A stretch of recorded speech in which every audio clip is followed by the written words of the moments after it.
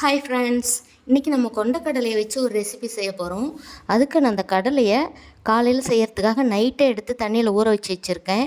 இது காலையில் சாப்பாடு செய்கிறதுக்கு ஒரு அரை மணி நேரம் முன்னாடி இந்த அரிசியை எடுத்து கழுவிட்டு ஊற வச்சுருக்கேன். அதோடு அந்த கடலையும் போட்டு ரெடி பண்ணி வச்சுருக்கேன். இப்போ இதை எப்படி செய்கிறதுன்னு பார்க்கலாம் வாங்க. இதுக்கு ஸ்டவ் ஆன் பண்ணி ஒரு குக்கரில் 2 ஸ்பூன் எண்ணெய் சேர்த்துக்கலாம். இதுக்கு நான் மசாலா பவுடர், பிரியாணி மசாலா பவுடர் அரைச்சி வச்சுருக்கேன். அதை தான் சேர்த்துக்க போகிறேன். அதனால் நான் இப்போ எண்ணெயில் இந்த வெங்காயம், பச்சை மிளகாலாம் போட்டு வதக்கிக்கலாம். பெரிய வெங்காயத்தை நீள்வாக்கில் கட் பண்ணியிருக்கேன். இதோட ஒரு பச்சை மிளகா கட் பண்ணாமல் முழுசாக அப்படியே சேர்த்துக்கலாம். வெங்காயம் கொஞ்சம் வதங்கட்டும். வெங்காயம் நல்லா வதங்கி வருது. இப்போ இதில் கொஞ்சம் இஞ்சி பூண்டு பேஸ்ட் 1 ஸ்பூன் அளவுக்கு சேர்த்துக்கலாம். சேர்த்துக்கிட்டு இதை நல்லா கலந்து விட்டுக்கலாம்.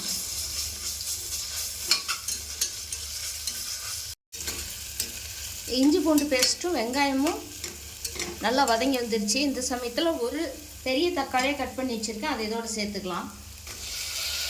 இந்த தக்காளி நல்லா வதங்கி வரணும். அதுக்கு கொஞ்சமாக உப்பு சேர்த்துக்கலாம்.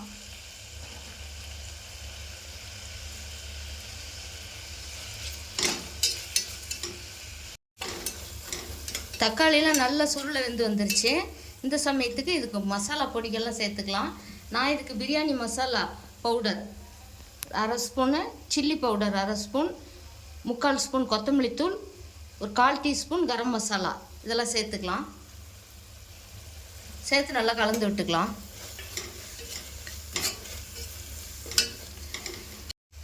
இந்த மசாலாலாம் நல்லா வதங்கி வந்துருச்சு எண்ணெயில். இந்த சமயத்தில் இந்த ஊற வச்சுருக்கிற இந்த கடலையும் அரிசியும் இதில் சேர்த்துக்கலாம்.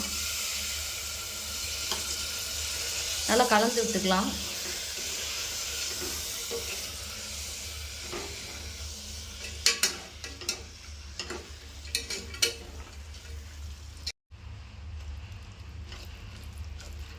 ஸோ 1 நிமிஷத்துக்கு இந்த அரிசி, கடலை இதெல்லாம் இந்த மசாலாவோட நல்லா கலந்து வரட்டும்.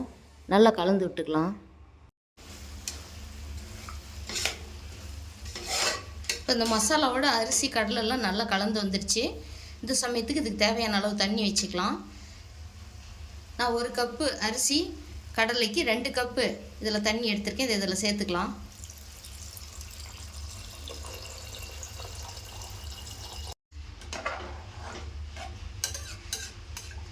இது கொஞ்சம் கொதி வரட்டும். அப்புறமா நம்ம மூடி போட்டுக்கலாம். இந்த சமயத்தில் நம்ம உப்பு செக் பண்ணி பார்த்துட்டு பத்தலைன்னா கொஞ்சம் சேர்த்துக்கலாம். நான் கொஞ்சம் சேர்த்துக்கிறேன்.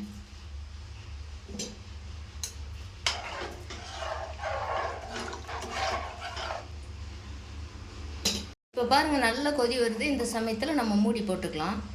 போட்டு விசில் போட்டு 4 விசில் விட்டு இறக்கிக்கலாம்.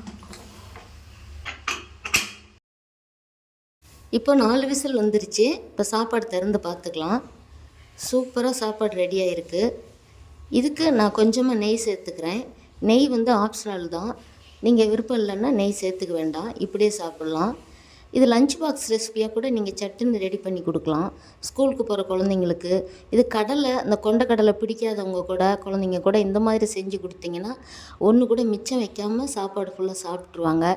இது ரொம்ப டேஸ்டியாகவும் இருக்கும். ரொம்ப ஹெல்த்தியான ஃபுட்டுன்னு கூட சொல்லலாம். இதுக்கு கடலை மட்டும் நம்ம முன்னாடியே ஒரு 8 மணி நேரம் ஊற வச்சு எடுத்துக்கணும். மற்றபடி இது சாப்பாடு குயிக்காக ரெடி பண்ணிடலாம். ரொம்ப டேஸ்ட்டாக இருக்கும். இதே போலவே நீங்களும் செஞ்சு பாருங்கள். இந்த வீடியோ பிடிச்சிருந்தால் லைக் பண்ணி ஷேர் பண்ணுங்கள். உங்களுடைய கருத்துக்களை கமெண்ட் பாக்ஸில் சொல்லுங்கள். சப்ஸ்கிரைப் பண்ணுங்கள். தேங்க்யூ.